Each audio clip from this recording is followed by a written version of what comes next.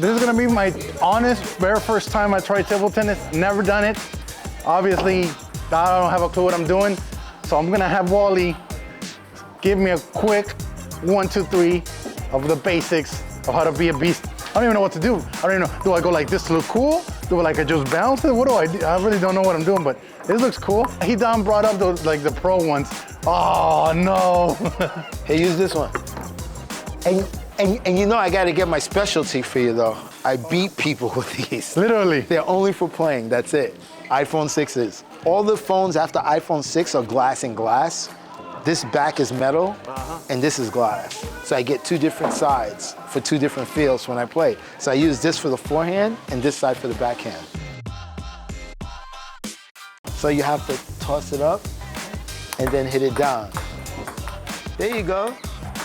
Hey, look at that. There you go. Yes. Yes. Oh, look at that. Yes, look at it. Up and forward. Good. Same thing. Up and forward. Good. Up and forward. Good. Up and forward. Good. Yeah. Here's my best. Let's see my best serve. Ready? Just like this. Oh. See how fast that was? Yeah. And then there's another one I do. Hello everybody, welcome again to Startup Motivation. I'm your host, Jacoppo Balderama, but you can call me Jaco. I found myself currently in New York with the one, the only, Mr. Wally Green. Hey, how are you, man? Thank you, good man. Good man, thank you for joining us. I know you have a lot of things going on. It's been a crazy couple of days for you, and we'll go into detail about that, but thank you. Definitely. Appreciate you, man. Oh, appreciate you too. I know we've been knowing each other for a while now through social media, and now, because everything lined up, we found ourselves physically here. For anybody watching this right now, who is Wally Green? Where did he grow up? Well, I grew up in Brooklyn, New York, in Marlboro Projects.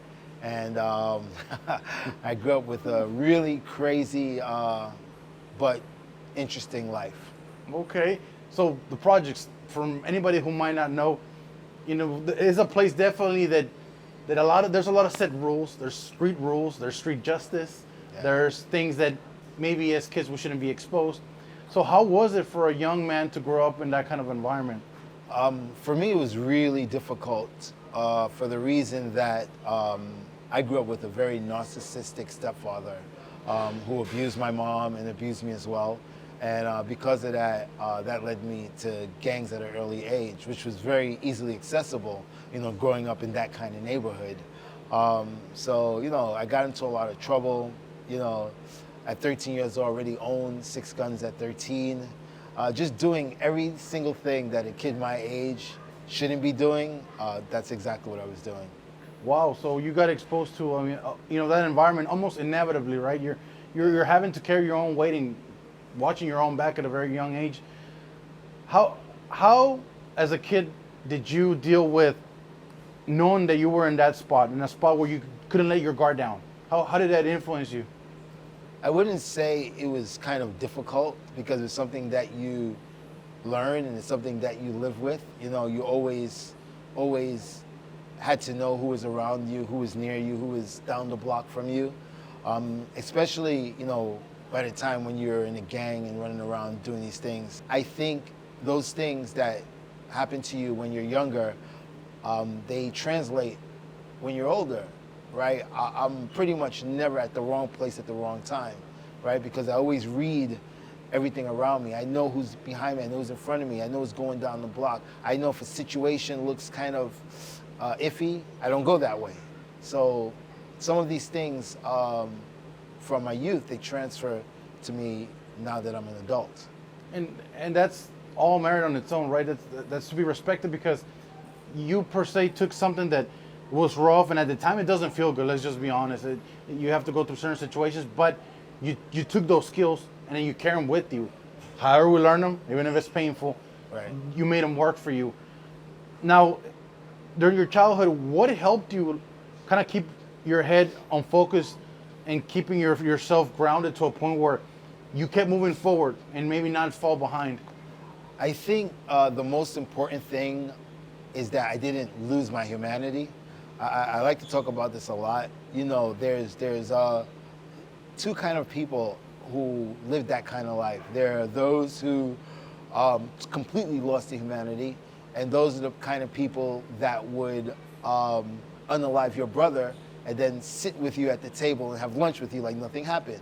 And then there are those who not second guess, but think about something that they've done and understand that what they've done is wrong. Maybe the circumstances warranted it, but they still understand what they've done is wrong and that they should not do it, or they should not be doing it. So I was that kind of person. I never lost my humanity. I always thought, oh, maybe I shouldn't be doing this, or maybe we shouldn't do that, or maybe we shouldn't go that hard, you know? And yeah, that was always me growing up as a kid. Well, you mentioned that you didn't lose that human side, that little thing in your brain that tells you, hey, hold on, hey, this is gonna be bad. We've met, and I know for a fact, without knowing who or what, I know we've met those people that literally could do something that's so bad that, you know, you should be in jail, and next time, hey man, so you want a drink or what? Yeah, seriously. You're like, wait, bro, Right. you just did that. Like, Yeah. and they're like, nothing faces them. Yeah, I knew a lot of people like that, and I just never, that was never me. Were you starting to almost inevitably down that path? I don't think that I would have ever lost my humanity. I think I'd have probably wound up dead or in jail for life before that would have happened.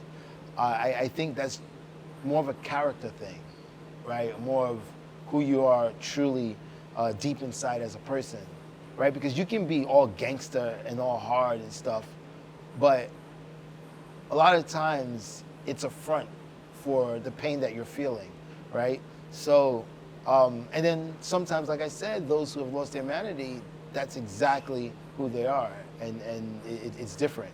But for me, I always knew that what I was doing was wrong. I always knew that I shouldn't be doing this, and I always knew that maybe there was going to be a better way. I didn't know where it was coming from, I didn't know how it was coming from, but I always knew that it's possible that there was something going to be better for me in the future. Oh, wow. Now, let's take you out of, you passed being a kid, you went through all that. What are some of the things as a kid that you enjoyed, some of the things you listened to, some of the things you like to snack on? Like your last meal, you have your very last meal till you leave this earth, what would be the last final meal, and what would you be jamming to while you having that last meal? Yeah, I think for me, my last meal has got to be some sushi, bro. Oh, really? 100. I gotta have some omakase. Maybe 18, 20 piece omakase. Bring it to me, you will. Yeah, for sure. That's definitely the last meal. And man, I don't even know about a drink. Oh, probably a Coke. I'm weird. With my sushi, I need to have a Coke. Really? Yeah, it's just something that Coke with lemon is my. I'm weird like that, but I like the acid from the Coke that washes anywhere of the kind of like what's the word I want to use, aftertaste or anything like that. Do you think it pairs well with the sushi? For me, it does. I think Wow. for most people it doesn't, but for me, it's my perfect thing. I've heard wine, I've heard beer. I had never heard anybody said sushi and Coke. And Coke, a Coke with lemon. Wow. And I do it weird too. So what I do is I open the can, I take the lemon, I push the lemon in the can. Oh, kind of like what they do beer nowadays or Coronas. So with the Coke, I do it kind of weird. I actually open the can, and then I take the lemon, push the lemon in the can, and I drink it like that. People look at me like I'm crazy. Like they give me a glass, they give me some ice, but I won't drink it like that. I need to take the lemon and push it in the can. And I only drink Coke in the can, by the way. It has to be in the can. If it's in the bottle, I don't want it. Okay, interesting. I'm gonna ask you a question, and I'm only asking out of pure coincidence, all right? Don't judge me. Whenever you squeeze the lemon or lime, you actually press it, or you just push it as a whole? I push it as a whole. As a whole. And I'm gonna tell you, I've heard, don't judge me, with Coronas usually, or any beer, like in Mexico, you squeeze it, and then the reason why you push the lime when you squeeze it, because it releases that zesty oils from the skin, so it flavors the liquid. Ah, so I gotta try that now. Yeah. I gotta try to squeeze it first and then push it through the hole. Disclaimer is not for me. I've heard only about it. But yeah, try that out, and I promise you'll be much better. I gotta try that. Because the oils will float, so every time you sip it up, you'll take some of those. I got that. But okay, so sushi, Coke, and music.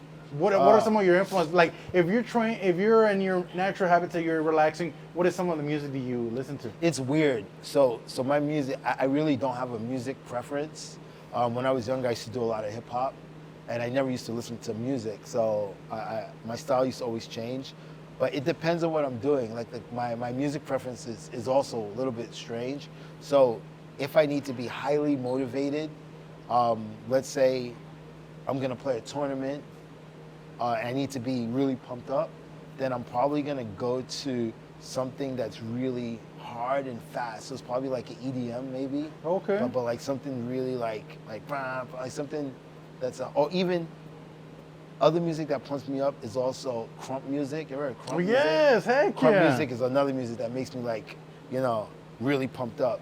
But if I'm feeling like I'm angry, so let's say I'm going to go, because it's happened before, I'm going to go play a tournament, but I just feel stressed and angry, then I'll put on classical music. And then I listen to classical music, and I'll listen to that on the way to going, because classical music, it's hard for me to be angry and my brain like this when I listen to classical music. So I'll put on classical music so that will just kind of like bring my heart rate down and bring my head down.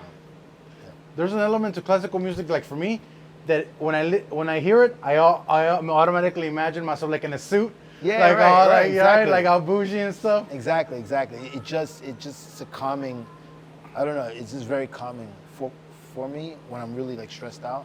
But those are two, so it's like very two extremes. I see that, but I can understand the wanting to wind down and relax, because with classical music, it is like a combination of everything complementing itself, right? So if you hear like the cello or if you hear the piano, it's a different kind of like concentration on that music versus listening to rap or hip hop, right? They all have their coolness to it. Right. But classical music, there's an aspect of all your attention in it, and you're like immersed in it. Almost close your eyes with it. You're trying to hear all the different instruments at the same time. That kind of calms you down. Yes. Well, I see that. I definitely see that. And as a kid, I know this is very important, and it's a sad truth. Sometimes we don't have that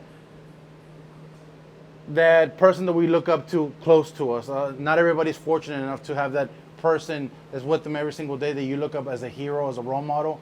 But as a kid, going through all this, who helped you, or who did you look up to and said, man, thank you for your messages, or this is what keeps me going forward? Man, as a kid, I didn't have that until later on.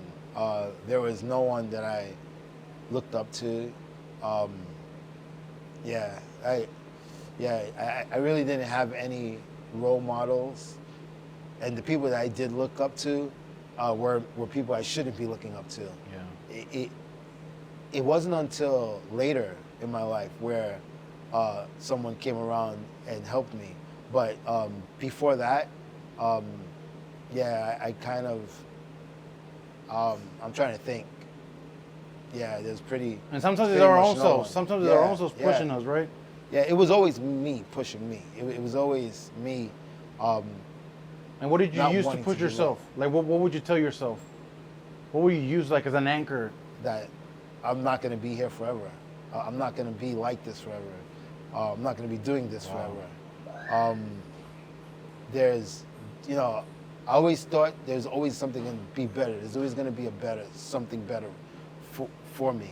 So I always knew that, and then I just always kept, no matter how bad things got, I just always kept, just grinding and trying. And even while I was doing bad things, maybe don't do them as bad. No, seriously, I'll tell you a quick story. I remember when I was a kid, and it was like 10 of us, and they wanted to rob somebody. Well, they didn't only want to rob somebody, they wanted to beat the fire out of them. And I stopped, and I was like, listen, we don't need to do that. We're already taking his money in his wallet. We don't need to do that. So it's still bad that we robbed them, but in the end, it's still, not as bad as it could have been, right? And that's because I always knew that we shouldn't be doing this. And, they're in the future, maybe we have a chance later, And, you know, if you think about karma and stuff like that, you know, in my mind, it's like, hey, you know, I saved the dude from getting beat up, so maybe that's one good for me, even though we just robbed the guy. But still, it's still one better, right? You know, it's still, you know, it sounds crazy, but it's still a little tiny act of kindness, right? Yeah. In a terrible situation. That was still a grain of hope per se somewhere right, in there. Exactly. Whoa.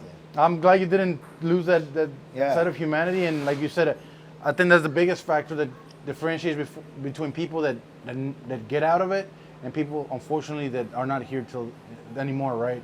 Because of consequences of that life. Yeah. How was the school life?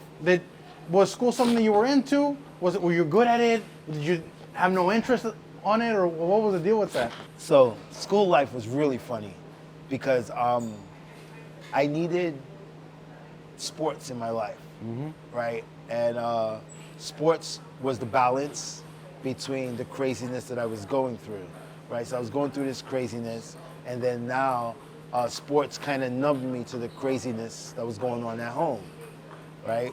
So in order to stay on this team, you got to be able to pass your grades, right? If you fail, you can't stay on a team. And so I used to delegate my work to people, right? Because I had to stay on a team. And I would delegate my work to people, and it would be sort of, you know, if you help me, I'll help you.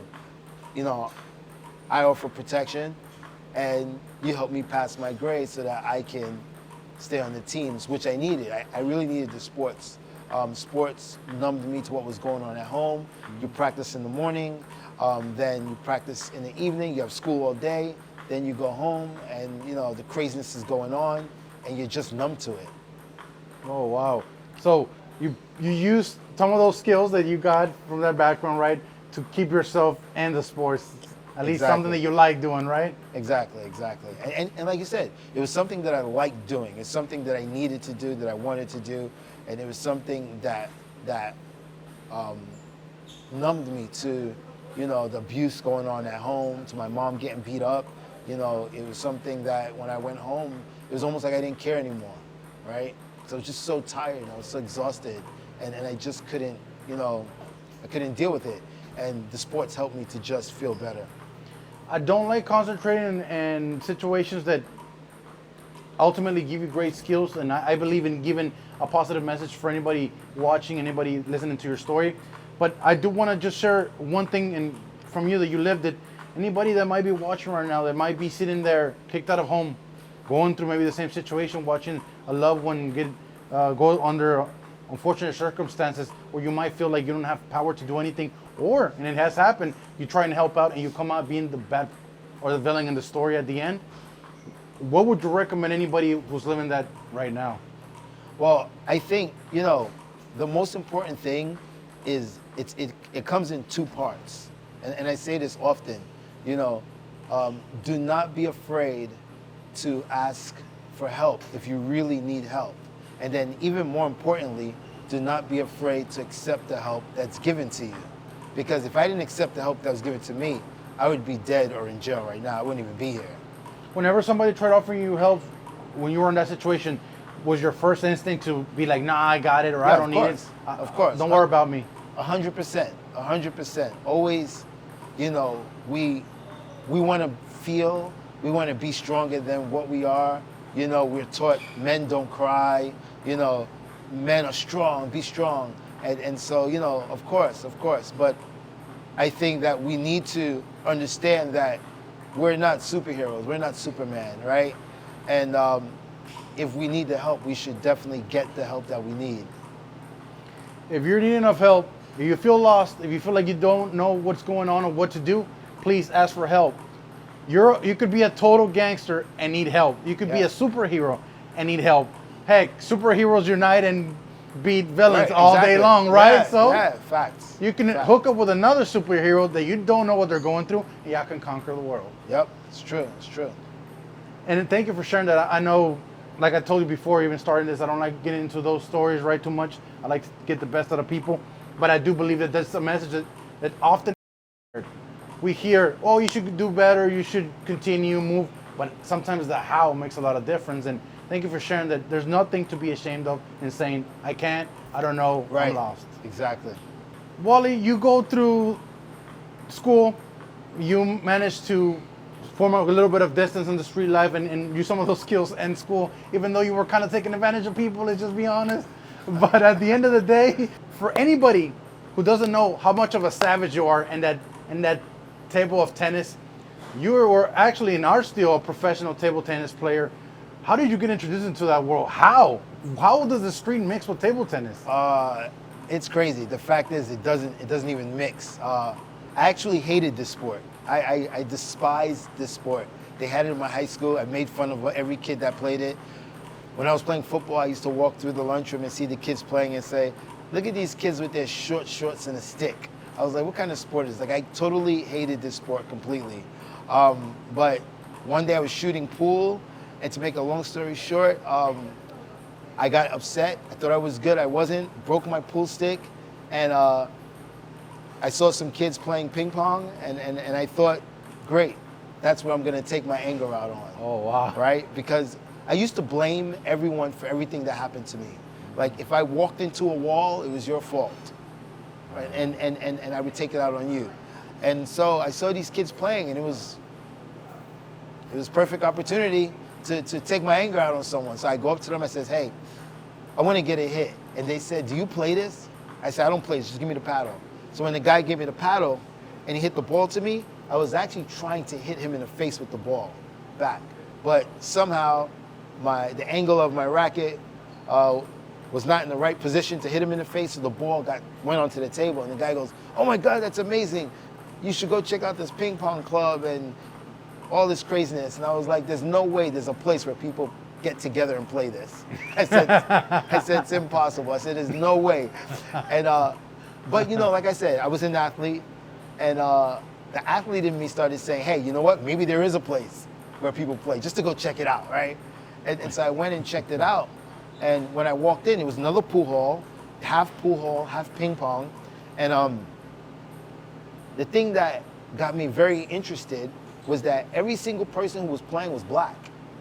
And I was like, wait a minute, black people play this? I was like, there's no way black people play this. But it was all black people that were playing, whether from Africa or from the islands, Caribbean, and they were all playing, making noise. I was like, whoa.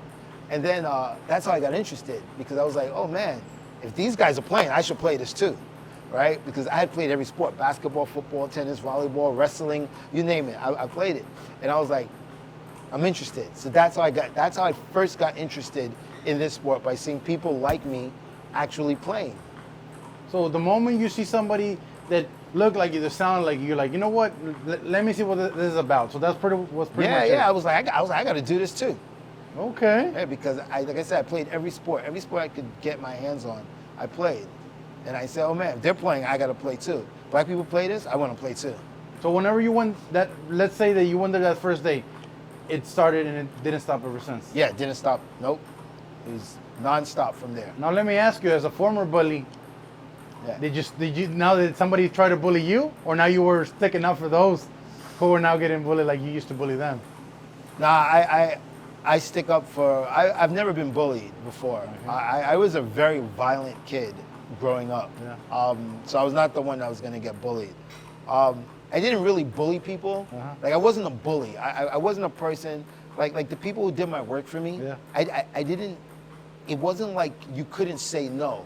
You could say no. I just go to someone else, right? But it wasn't like you couldn't say no.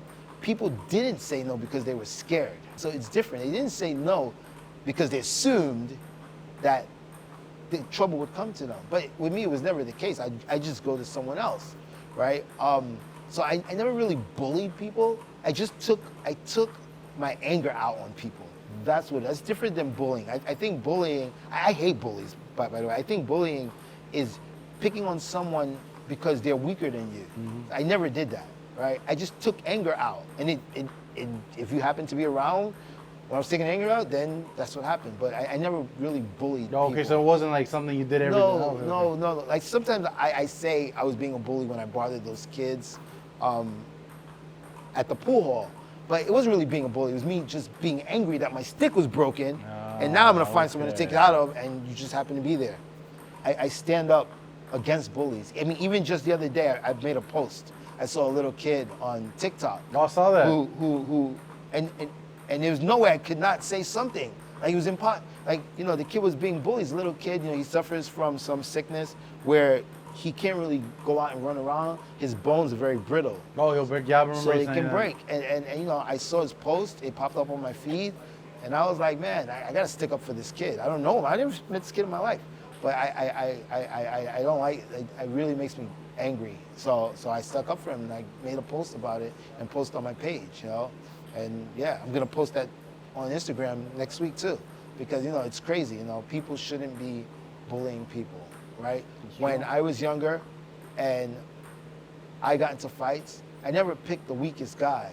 You know, I swung at the biggest dude. Even if I was gonna get, jacked up, it didn't matter, right? Because, okay, if I got jacked up by the big dude, no problem. But I never ever, like, picked on someone who was weaker, because that was, I don't know, man, that was just whack. It was like, you know, you don't hit girls, and you don't hit people weaker than you, and you don't fight people who don't want to fight, right? People who don't want to fight, just, like, I never did that. Like, you know, I know people did that. Like, a guy's scared and then they want to attack him. No, if he's scared, leave it alone. Like, so I don't know. My mindset, even though I was in a gang and I did bad stuff, it was just different. I was just different. I just, you know, I just thought, like, you know, it's not worth it. You know, to bully people, no. You know, scare people is different. I think scaring and bullying is a different thing. Mm-hmm. So, you know, I did scare people, but I never bullied people.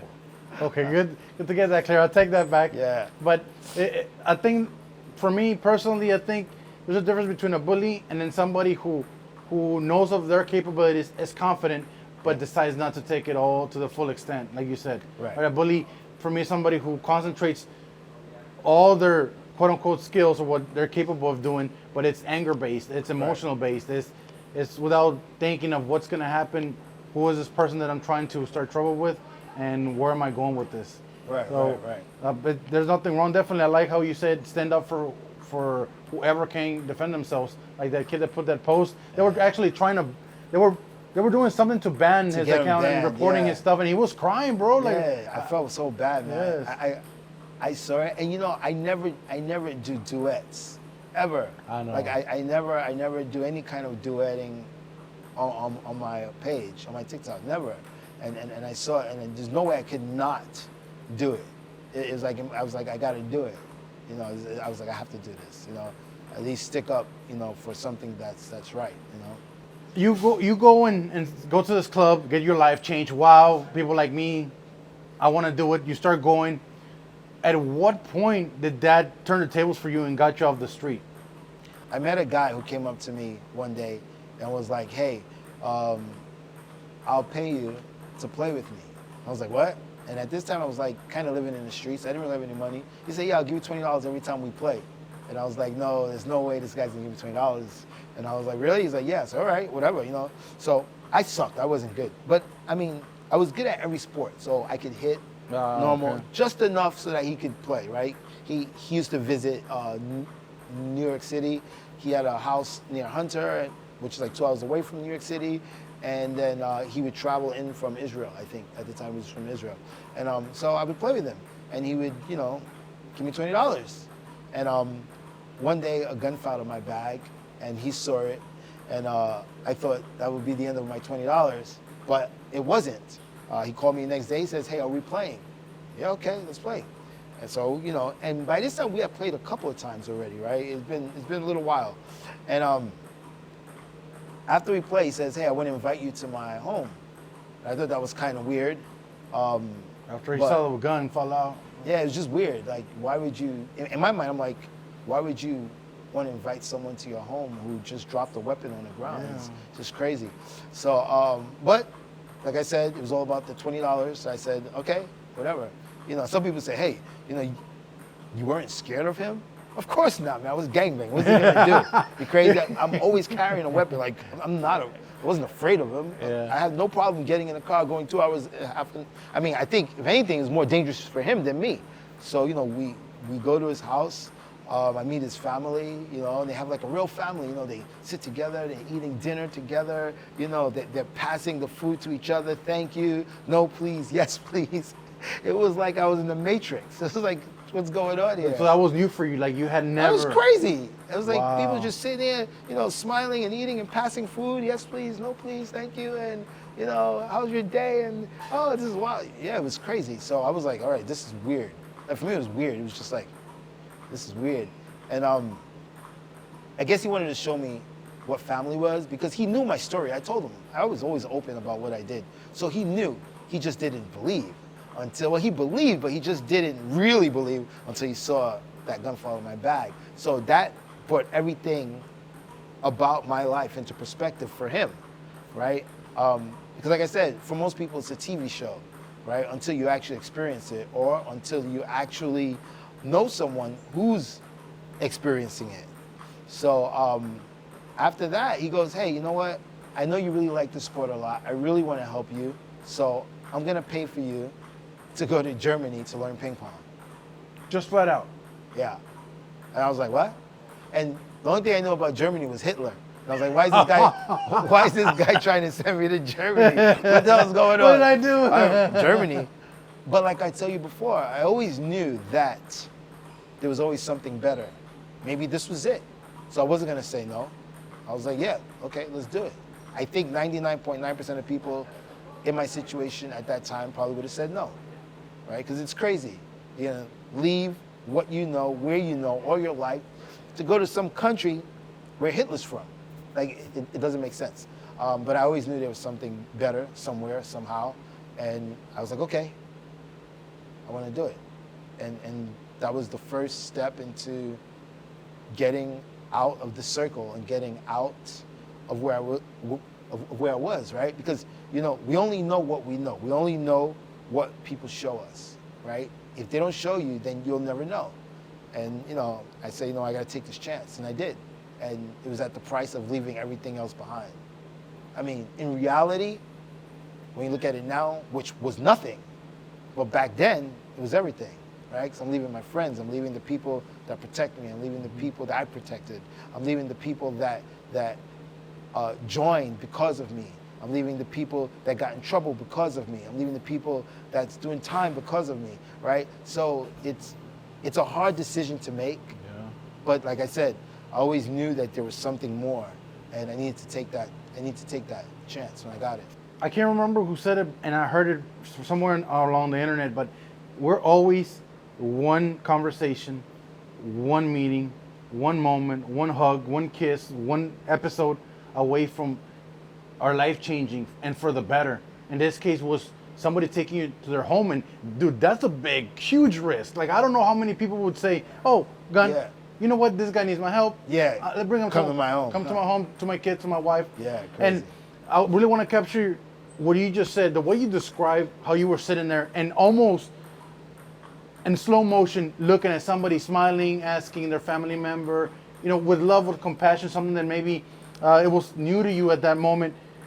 How we take for granted gems that we carry for our life that somebody else has not even experienced, bro. Yeah. Like, that's amazing, and that's crazy at the same time. Yeah, for sure. How many people have you known that take for granted a position, and I'm gonna say this word, and I don't like using it, of privilege. By privilege, I mean they have a full support system. Right. They have somebody they can at least tell their problems to, and they'll get a non-biased opinion and advice that and guide them through the right way. They take it for granted. They think they're lost. They think it's in the end of the world. Now, this is all the time. I've worked with a lot of kids like this, a lot, and I'm like, bro, you have no idea. You have everything in the world that you could ever want right now. You don't have no problems. You don't. Yeah, I've worked with a lot of kids like this, like, oh God, like a lot. Like, yeah, and I had to like, and I had to like set them straight.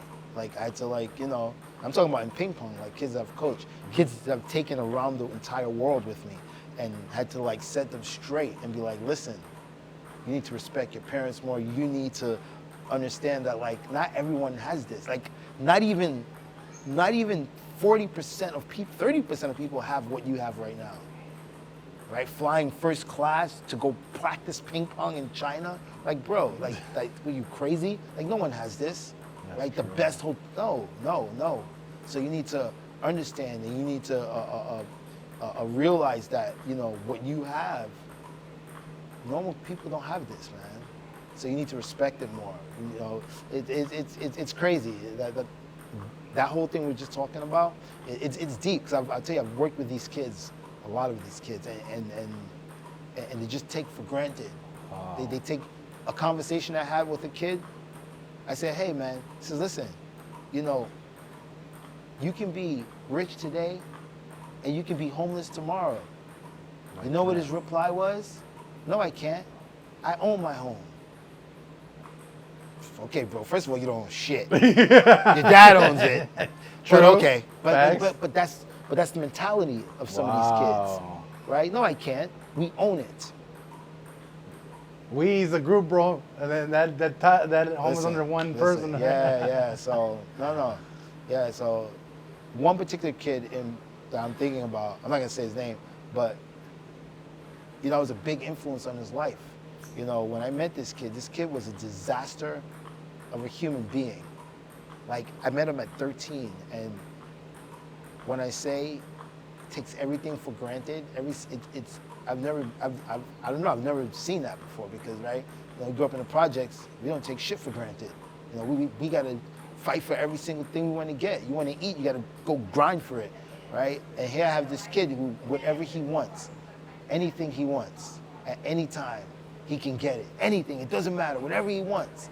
He gets to choose his dinners that are like over $200 each dinner, whenever he wants, how he wants, right? And yet gonna come and complain about doing hard work.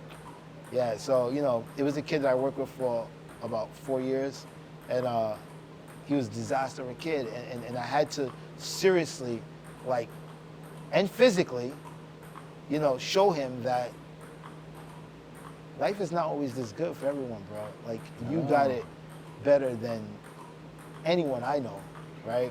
And now look at him today, man. This kid is like the most. It's crazy. Like, I saw him. I didn't see him for a while. He came to my club about 2 weeks ago. When I say mild manner, respectful, this is a kid who told me, "Yo, shut the F up." And I was like, bro, don't talk to me like that. Yeah, he was 13. 13, telling me, I was like, bro, when I was 13, I was having guns, bro. Yeah, listen.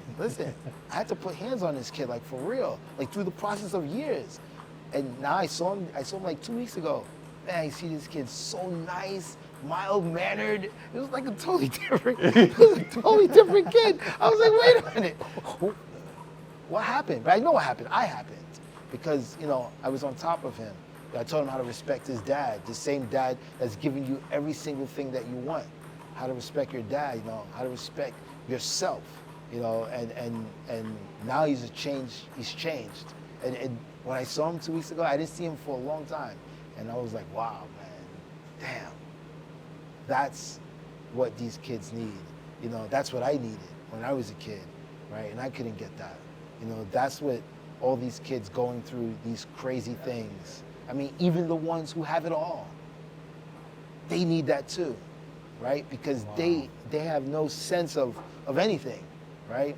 So it's crazy. I just brought that up because it just came in my head. But yeah, and it's good to see now he's doing good. He's focused. He's before he was taking like all kinds of drugs. Now he's off of that stuff, and he's very focused, and not only, you know, physically looking good, but mentally sound, mentally focused. You know, now I feel like, yeah, this kid's gonna go far. Like, he has a good future. Wow.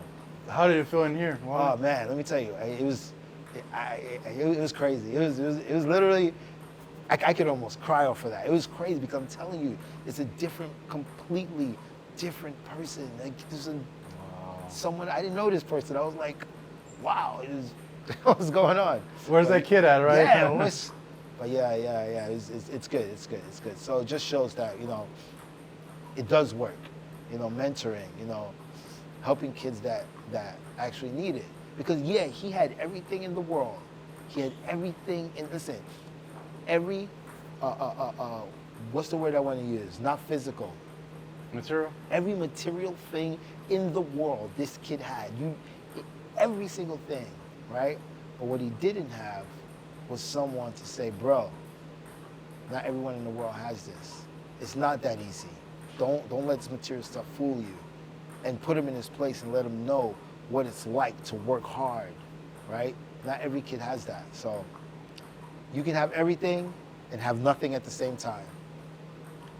That really resonates with me because I'm a father now. I have a 3-year-old named Enzo, and you're a father as well, right?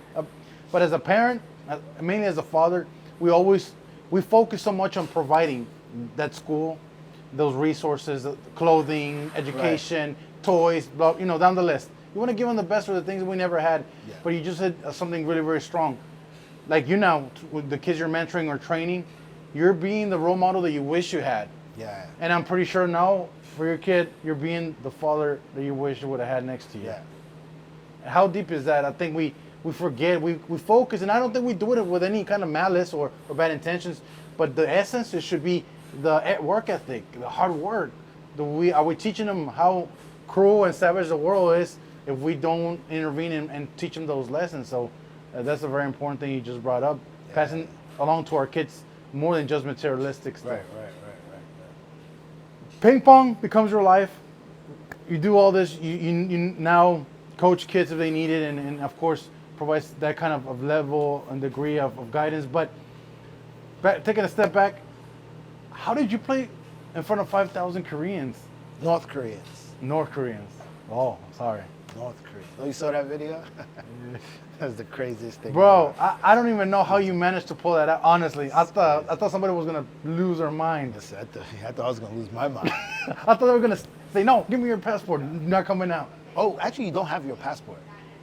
They take it from you? Yeah, you don't have your passport. You never have your passport. So what do they take it at the airport? No. So when you come from the airport and they bring you to the hotel, they take it from you at the hotel. Who takes it? Your guide, the person that's responsible for you. Yeah. You don't have so you don't have no Wi-Fi.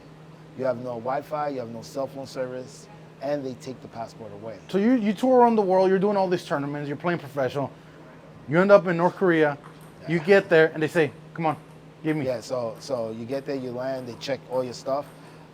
When you get to the hotel, so your phone's not gonna work, of course, right? Because it's not like you can get a SIM card. So that's not gonna work. No Wi-Fi, no nothing. And there's no Wi-Fi. So what? Yeah. So once you step foot in North Korea, you're cut off from the rest of the world. You're cut off, and they take the passport from you as well. A lot of times I'll say in my post, North Korea, the #1 most dangerous country in the world. Right? I like to say things in a way that gets people's attention. People go, "Oh, it's not that dangerous," and they'll name a country like Syria or somewhere else, and I'll say, "Listen, you guys don't understand what danger is. To most people, danger is either getting kidnapped or getting blown up, maybe a bomb hits. Like that's danger, right? But that's not the only danger. For me, that's not dangerous to me. When I was gangbanging, I've seen a lot of crazy stuff. So for me, that's not danger. What's danger is being in a place that I can't get out when I want to get out. That's dangerous.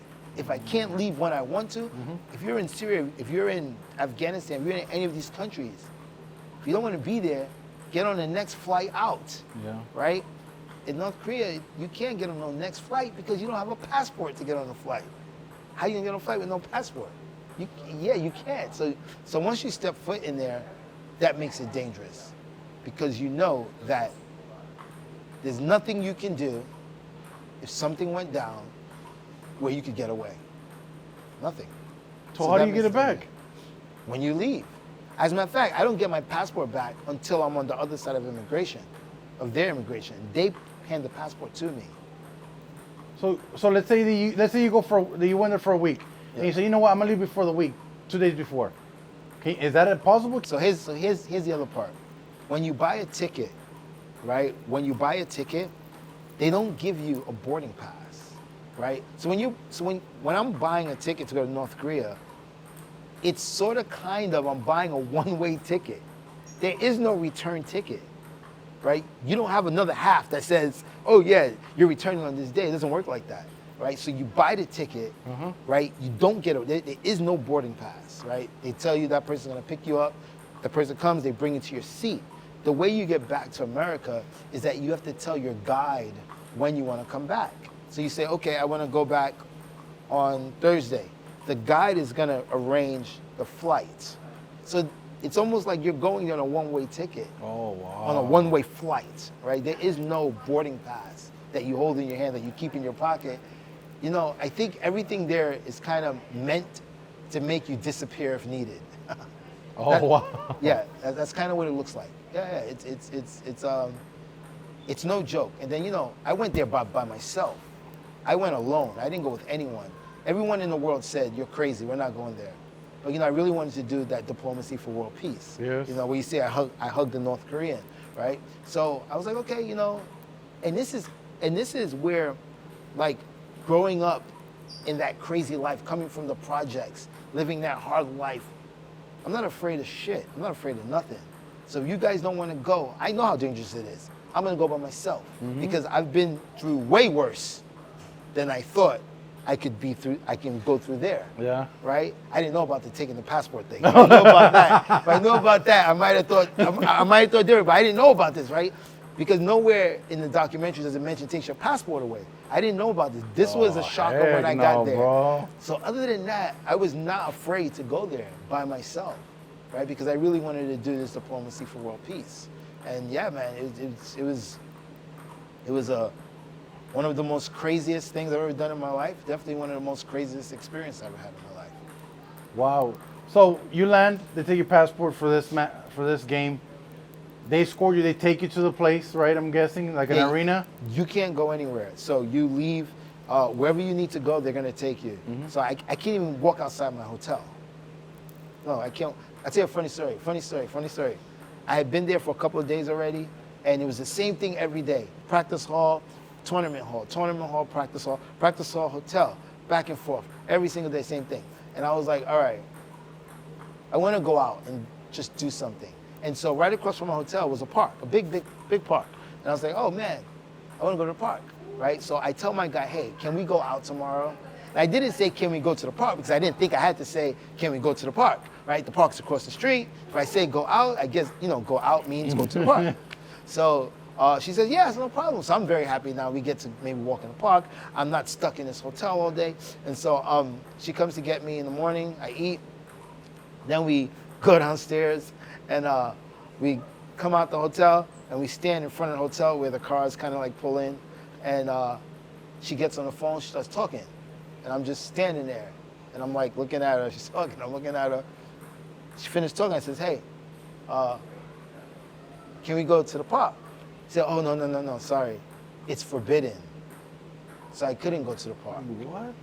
Yeah, I couldn't go to the park. So she tells you it's forbidden. You can't go to the park, and you're like, wait, I'm like 10 steps Right there. away. It's literally right there. Did she tell you why not? Besides it's No, forbidden? she just says forbidden. What did you say? Oh, okay. Yeah, I wasn't trying to get arrested. I mean, but you know, they don't explain stuff to you. They never explain in detail. I guess they feel they don't have to. Like for example, when I got onto the flight, I noticed every person on the flight had a pin, and they were wearing these pins right here. And the pins were pictures of either the great leader, current, or the father, or all three of them. So everyone had a pin, every single person, flight attendants, everyone on the flight. And I was like, oh, that looks cool. And I knew what it was, because I see it. And I wanted one. I was like, you know, I want a pin, right? You know. And so sitting down, and my flight attendant comes towards me, and I ask her, I says, hey, can I get one of those? No. Asking a North Korean citizen, can I get one of those, is I can't even explain to you what it's like. Like that pin is extremely serious. Every citizen has to wear it. If you lose it, it's a very serious offense. So it's very serious. She gave me the most dirtiest look that I've never gotten a look like this. Just looked at me, real dirty. And I tried to ask my guide about it. And my guide asked me, why do you want a pin? And I said, well, because if I'm in North Korea, I should do as North Koreans do. So, she gave me the nastiest look you could ever have in your life. Like, for me, the flight, the plane looked great. I was having a good experience. I was giving this 1-star airline 6.5 stars. When she gave me that, it became 0 stars. Like she just, it was not good. But like I said, I spoke to the guide and my guide asked me, why do you want this? And I said, well, when you're in North Korea, you should do like North Koreans do. I want to feel. And she said, oh, okay. And that was it. You're not getting any still. No. And hey, I never got the pin, but, 2 birthdays ago, my surgeon, he actually got me 4 pins for my birthday. How he got it, I don't know. But I do have in possession 4 pins in a box, white box, minted, and I just keep it there. And I got it for my birthday. So I finally got them years later, but I got them. I wish you could take a picture like this and then tag the lady and give you the Yeah, mean right? mug. It's crazy. But so whenever you ask for the pins, she mean mugged you, as we call it. Yeah, mean mugging is a term on the streets. Yeah. And she didn't say anything. She just looked at you like you're beneath me. Yeah. You're peasant. You're crazy. Yeah, I was definitely a peasant. Definitely. Wow. I never got a dirty look like that. It was bad. It was bad. Did you turn around and see who are you looking at? Because I know that ain't. It was bad. It was bad. Wow. So you go in there, you play your matches in front of 5,000 North Koreans. Yeah. So Wally, let me know, how was the ambience in that building with 5,000 North Koreans? What was the vibe? What did it sound like? Man, it was crazy because coming out and you're so very different to everyone else, and you're an American, you're a Westerner, and before you guys get at me, because I know a lot of people don't understand, get a dictionary, look up the word Westerner, okay? I'm just putting that out there. Look up what it means. So everyone's looking at you. Everyone's eyes are on you. Each person, as you walk out, is and you feel the eyes on your. That's a real thing. Yes, you feel it. Yeah. You just feel it. It's surreal. And you come out and you hear these murmurs. I guess they call them murmurs, like these sounds that everyone's making at the same time. They're probably saying, "What the hell is this guy doing here?" Black guy, blonde hair, bleached hair, with lines in it, right? So, I come out with the umpire, another umpire, and the player. And, it's very nerve-wracking. Like it's. That's when I was probably maybe a little nervous, right? Because I watch a lot of movies.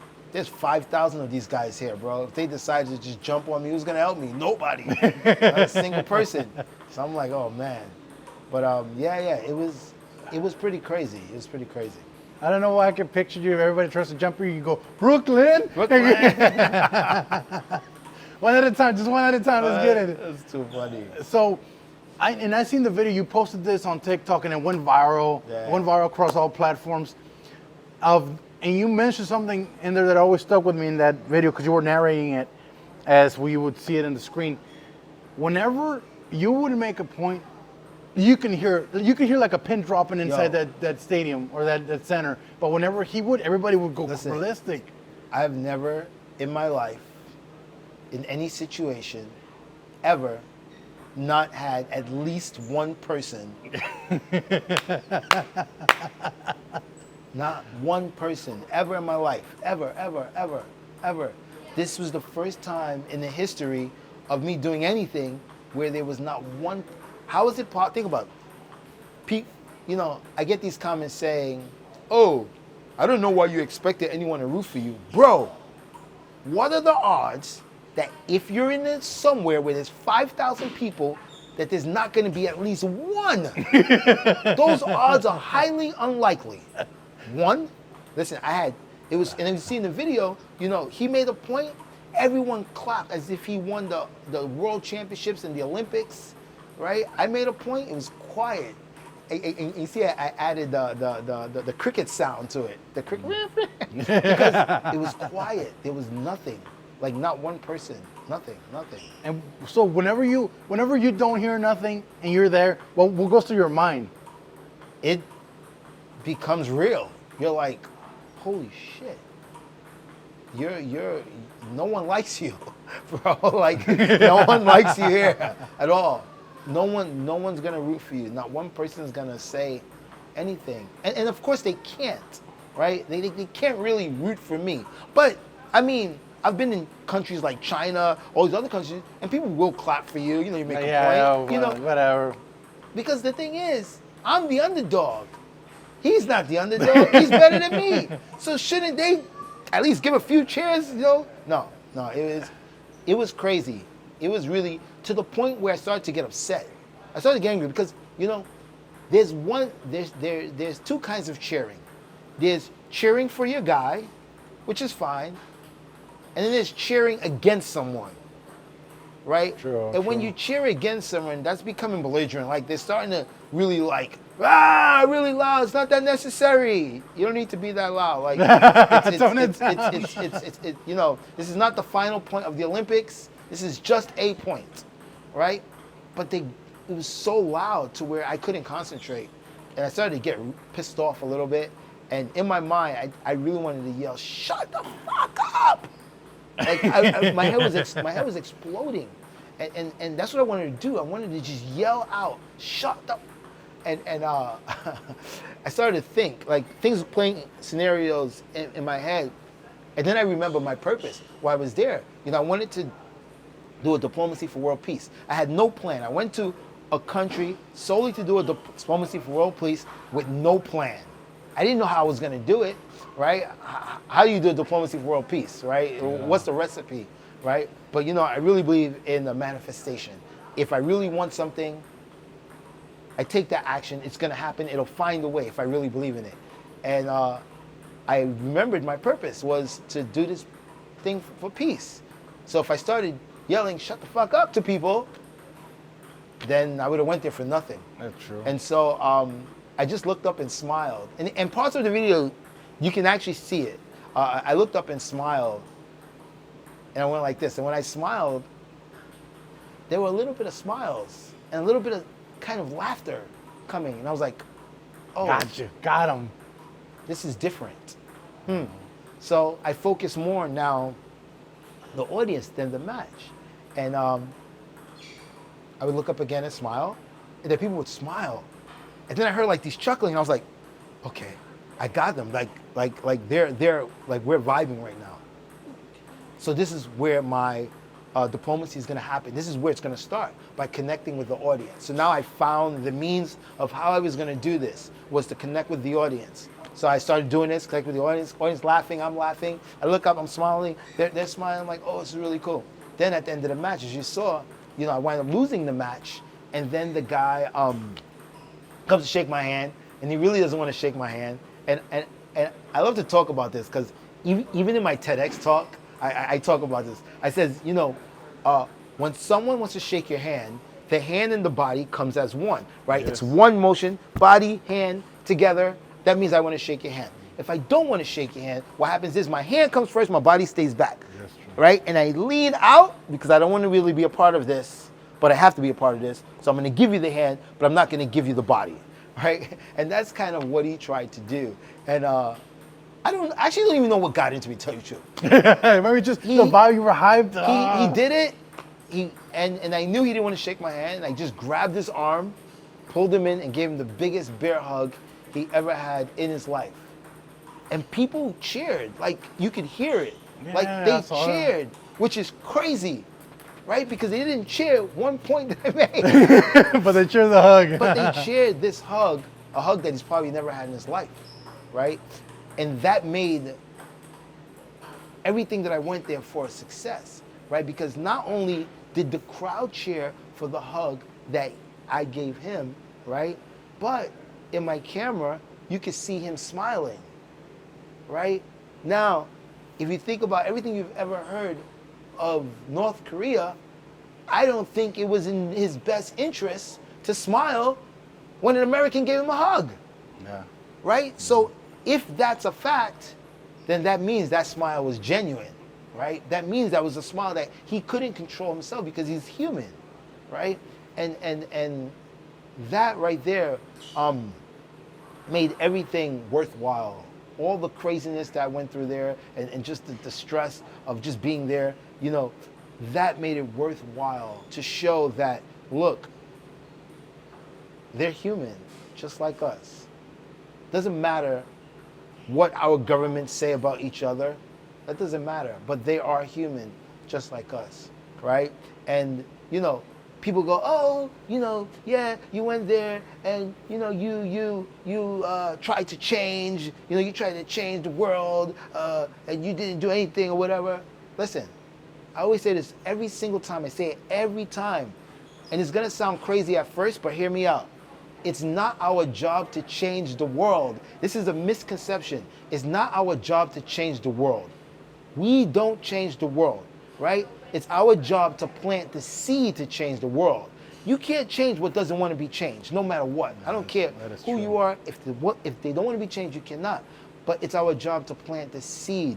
We plant the seed for change, right? And then hopefully that seed grows into change. So by giving him this hug, it may sound like it's a small thing. It's a huge thing, right? Because first of all, he's never been hugged like that. Second of all, I'm sure their people has never seen a Westerner hug their guy after just losing a match. I lost, right? And I still hugged the guy, you know, still showed him love, still showed him respect, right? So whatever they were thinking, oh, Westerners are evil, they're the devil. I don't think that's the actions of the devil. I don't think that's the actions of someone who's evil. I don't think that's the actions of someone who wants to hurt you, right? I think that's all the opposite. And that's how you plant the seed. So next time the government says, oh, you know what, they're this, they're that, someone says, well, you know what, I remember that crazy black guy with the yellow hair and the weird lines in it who hugged our guy after losing the match, who showed us respect by looking up and smiling at us, right? This kind of stuff they can never forget. You can't forget this. You're always going to remember this for the rest of your lives. And that's how you plant the seed for change. So, yeah, did I change anything? No, but that wasn't my intention. It's not to change. My intention was to plant the seeds, right? To show them something different, something that they could say, well, you know what? Not all Westerners are like that. Or, you know what? We're all human. We all should love each other. Or whatever it is you want to say. Just to plant that seed to make someone think different, give them something different so that they can think different. And that's why I went there. And it was a huge success. So I was very happy with it. Wow. Really just goes to show that everything that you lived through in that very moment, the moment you clicked, the moment you recognize the vibe and planting the seed, has almost, now I don't want to say accidentally, but it has turned you into this very inspirational, motivational person. Having lived all that and now in the journey that you're in, what motivates you? What inspires you today after you live in all that? Kids, younger generation, the younger kids inspire me, right? Because, you know, I want to see them do well. I want to see them be successful. I want to see them come from whatever dire circumstances they have and get to the next level. So kids really inspire me a lot. Well, so, and like you said, we plant the seed, right? And it's up to the youth and it's up to many generations to hopefully put their contribution and create a big change, right? Exactly. Because that change only happens through repetition. And unfortunately, when it has to do with a whole country or a whole group of people, it takes years. And that's just a 1 day, 1 month thing. Wally, now that you went through this crazy journey, you are a dad yourself now. I know that you like to always be that good reference and role model for others out there. Any advice for any parents out there that are having difficulties communicating with their own kids or they don't invest good communication on their kids? What would you tell them? I think the best thing is to really listen to your kids and not just hear them. I think a lot of times parents only hear. but they're not listening. Like they're not really listening. You know, I do a lot of work with kids who suffer, who have PTSD from family trauma. I do a lot of work with these kids, and the number one thing that I hear always over and over and over and over is that my parents don't listen to me. They don't listen to me. They don't listen to me. And listening comes in many forms. I'll give you an example, the most simple example. Let's say you made some food for your child, and your food says, oh, I don't want that. And what do parents, where we come from, say? No, you're gonna eat that. Yeah.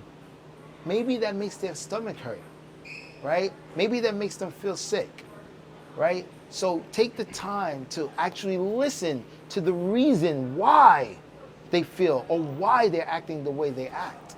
And that starts from a young age, right? You can't wait till they're 15 and be like, yeah, you know, no, from a young age, right? And that's the biggest problem. Parents need to listen more. Listen to just because you're a parent and you're old and you're older, yeah, you have some wisdom, right? But you're not in your child's mind, right? You can't feel what they're feeling, and you can't judge the way you felt when you were a kid to the way they feel now. It's totally different. So I think more listening and more understanding why they're acting the way they act or why they're doing what they're doing. And then you take it from there. I think that's the most important thing that I can say.